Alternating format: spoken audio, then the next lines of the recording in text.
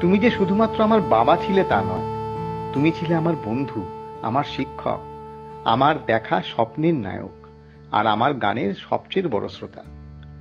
আমাকে তুমি যতটা না ভালোবাসতে, তার থেকে ভরসা করতে অনেক বেশি। বড় ছেলে হিসেবে দাদাকে তুমি অনেক বেশি ভালোবাসলেও আমি যে তোমার ভরসা ও বিশ্বাস অর্জন করতে পেরেছিলাম, তার জন্য আজ আমার গর্ববোধ হয়। আমার মধ্যে তুমি নিজেকে কিছুটা খুঁজে পেতে, তাই আমাকে মাঝে মাঝে জুনিয়র রামদাস বলে ডাকতে। ক্লাস 5 অবধি মা আমাকে পড়াতো। ক্লাস 6 থেকে দায়িত্ব নিলে তুমি। দিদি ছিল পড়াশোনায় এক কথায় অসাধারণ, কিন্তু আমি যখন ক্লাস 3 থেকে 5 পরপর 3 বছর ক্লাসে ফার্স্ট হয়ে তোমার কাছে আসি, তুমি আমায় কিছুটা পরীক্ষা করে হেসে বলেছিলে, তোমার পড়াশোনার স্ট্যান্ডার্ড ঠিকই আছে। সেই উক্তি আমার কাছে ক্লাসে ফার্স্ট হওয়ার তৃপ্তি থেকে কিছুমাত্র কম ছিল না। সবকিছু তুমি একেবারে ফলাফল দিয়েই বিচার করতে না। আমার মনে পড়ে আমি বৃত্তি পরীক্ষা দেব, তোমার সামনে বসে বৃত্তি পরীক্ষার ফর্ম ফিল আপ করেছিলাম। তুমি বলেছিলে, ও বৃত্তি পাক না পাক, কিন্তু যেরকম সাবলীলভাবে ফর্মটা ফিল আপ করলো তাতেই আমি খুশি। শুধুমাত্র পড়াশোনা না, জীবনের সব বিষয়েই তুমি ছিলে আমার শিক্ষক, আমার গাইড। আমি অনেককেই দেখেছি পড়াতে বসলেই কেমন যেন গম্ভীর হয়ে যায়, সাথে সাথে যেন একটা ভয়ের, একটা মানসিক চাপের পরিবেশ তৈরি হয়ে যায়। কিন্তু তোমার কাছে পড়াশোনা করার অভিজ্ঞতা ছিল এক অদ্ভুত আনন্দের। আমাদের কাছ থেকে সব থেকে ভালোটা বের করে নিয়ে আসতে পারতে তুমি। সিদ্ধান্ত নেয়ার ব্যাপারেও তুমি ছিলে একদম আধুনিক ও অনবদ্য।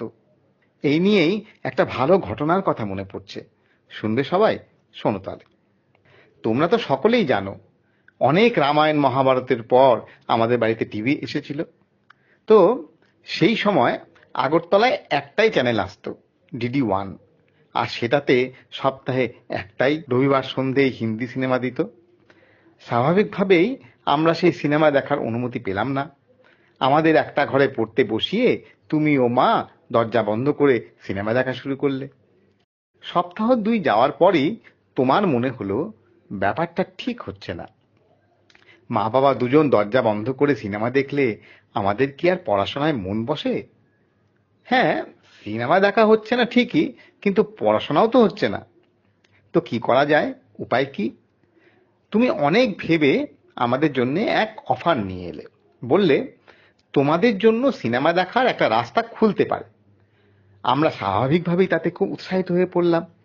তখন তুমি আমাদের সামনে তোমার অফারটা খুলে বললে। 1, সারাদিন খুব ভালোভাবে পড়াশোনা করতে হবে, কোনো রকম ফাঁকি বা সময় নষ্ট করা চলবে না। 2, রবিবার বিকেলে খেলতে যাওয়া চলবে না। 3, যা যা টাস্ক দেওয়া হবে সব সময়ের মধ্যেই শেষ করতে হবে। 4, সিনেমাটা চলাকালীন বা তার আগেই যদি কখনো মনে হয় যে সেটা আমাদের দেখার উপযুক্ত নয়, কিংবা সিনেমাটা মোটেও ভালো হচ্ছে না, তাহলে সেটা তৎক্ষণাৎ বন্ধ করে আবার পড়াশোনা করতে বসে যেতে হবে, এবং সেক্ষেত্রে কোনো রূপ আপত্তি করা চলবে না। এই 4টি শর্ত যথাযথভাবে মানলে তবেই সিনেমা দেখার ছাড়পত্র পাওয়া যেতে পারে, নচেত নয়। দিদি তখন ইতিমধ্যেই কলকাতায় পড়াশোনা করতে চলে এসেছে, কাজেই আমাতে ও দাদাতে একটা ছোট্ট মিটিং বসে গেল। সব দিক বিচার করে আমরা রাজি হয়ে গেলাম। তবে একটা কথা, আমাদের সঙ্গে কিন্তু অবিচার হয়নি। খুব কম দিনই হয়েছে যে সিনেমা বন্ধ করে আমাদের পড়াশোনা করতে বসে যেতে হয়েছে আবার, 1-2 দিন ছাড়া। সেরকম একটা দিনের কথা এখানে না বললেই নয়। সিনেমা দেখা শুরু হয়েছে, ঘণ্টাখানেক চলার পর তোমার মনে হয়েছে সিনেমাটা তেমন ভালো হচ্ছে না। চুক্তির শর্ত মতো আমরাও কোনো আপত্তি করলাম না। তোমার কথা মতো আমরা পড়াশোনা করতে বসে গেলাম। মোটামুটি 1 ঘন্টা সময় সন্তোষজনকভাবেই পড়াশোনা করার পর তোমার মনে হলো যে আবার একবার সিনেমাটা চালিয়ে দেখা যেতে পারে। চালানো হলো। এবার অবাক হবার পালা। সিনেমাটাতে মদনপুরী অভিনয় করছিল, এবং সে আগের 1 ঘন্টা কি হয়েছিল ফ্ল্যাশব্যাকে সেটা বলে দিল। আমাদের গল্পটা বুঝতে এতটুকুও অসুবিধে হলো না। ব্যাপারটা আমাদের কাছে খুবই মজার লেগেছিল। পুরো সিনেমাটা দেখলেও বোধ করি এতটা আনন্দ হতো না। বা তোমাদের কাছে গল্প করার মতো মনেও থাকতো না।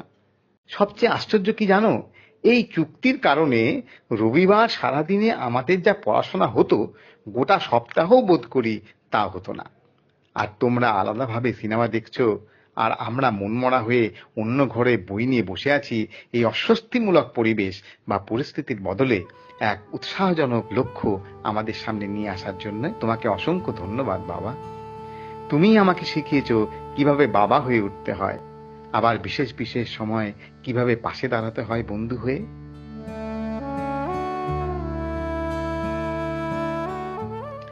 বাবা হিসেবে তুমি ছিলে প্রায় এক যুগ এগিয়ে। আমার কোনো বন্ধু বান্ধবের বাবাই এরকম বন্ধু সুলভ ছিল না, অথচ মুহূর্তের মধ্যেই প্রয়োজনে কিরকম গম্ভীর হয়ে পড়তে পারতে তুমি।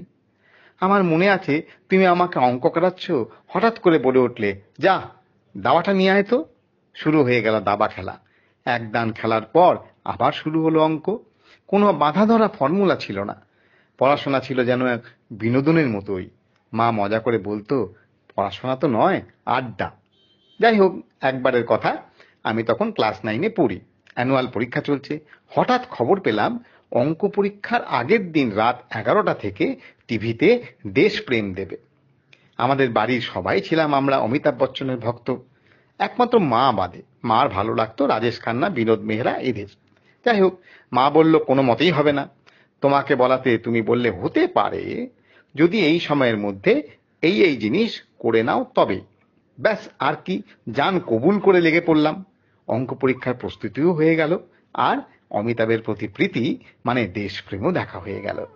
এরকমই ছিলে তুমি, একদম সব বাবাদের থেকে আলাদা, বন্ধুসুলভ, ধৈর্যশীল, সবসময় হাসি মুখের মানুষ, যাকে দেখলেই মন ভালো হয়ে যায়। তবে রেগেও যেতে বিশেষ বিশেষ সময়ে।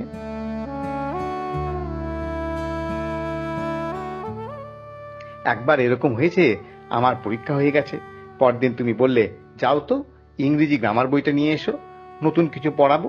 সব সময় তো সিলেবাসের জন্য অন্য কিছু পড়ানোই যায় না, আজকে পড়ানো যাবে। এই ছিল তোমার বক্তব্য। কিন্তু আমার তো ইচ্ছে করছে না। অনেকটা সময় নষ্ট করে গড়িমসি করে তোমার কাছে এলাম গ্রামার বই নিয়ে। তুমি বইটা নিয়ে ছিঁড়ে কুটি কুটি করে ফেললে। কিছুক্ষণ পর রাগ কমলে মুখোমুখি কিছু পড়ানো হলো। পরদিন অফিস থেকে ফেরার সময় সেলোটেপ নিয়ে বাড়ি ফিরলে। তারপর শুরু হলো সাধনা। সমস্ত বই সেলোটেপ দিয়ে নিখুঁতভাবে জুড়ে ফেললে। গ্রামার বইয়ের সমস্ত গ্রামার ঠিকঠাক মেনটেনও হলো। শুধুমাত্র 1.25 ইঞ্চির বইটা 2 ইঞ্চির হয়ে গেছিল, আর কিছু নয়।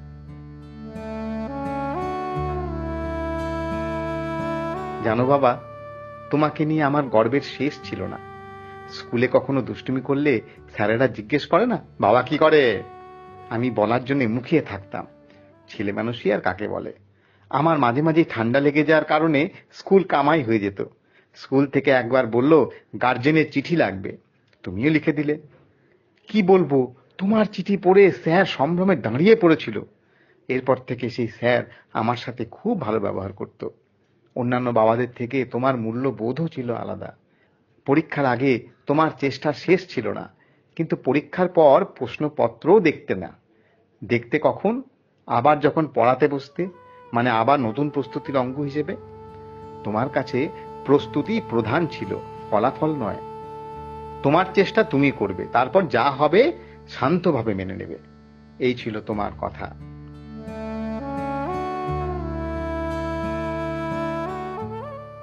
আমার মাধ্যমিকের সময়ে এই সময়টা আমি একা তোমাদের পেয়েছিলাম, কারণ দাদাও তখন কলকাতার কলেজে পড়তো।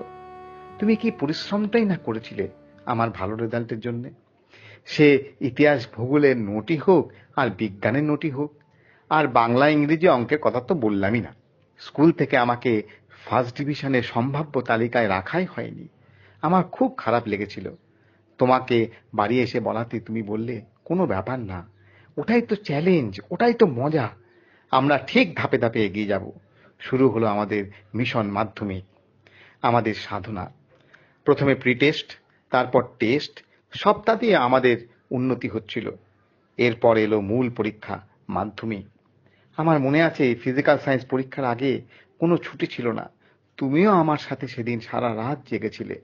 সমস্ত রাত একসাথে পড়াশোনা করে আমি পরীক্ষা দিতে গেলাম। এত ভালো পরীক্ষা জীবনে আগে কোনোদিন দিইনি। পরীক্ষা প্রশ্নপত্র হাতে নিয়ে দেখি যে 7টা প্রশ্নের বিভাগ থেকে 5টা বিভাগের উত্তর দিতে হবে, তার সবটাই আমার কমন। তাও তার থেকে 5টা ঠিক করে লেখা শুরু করলাম। এই হচ্ছে প্রস্তুতি। আমার কাছে এরকম অভিজ্ঞতা একেবারে নতুন ছিল।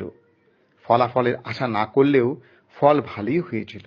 ফিজিক্যাল সায়েন্সে 85 পেয়ে একেবারে লেটার মার্কস পেলাম। সেই সময় ত্রিপুরা বোর্ডের হিসেবে সেটা খুব একটা সহজ ছিল না।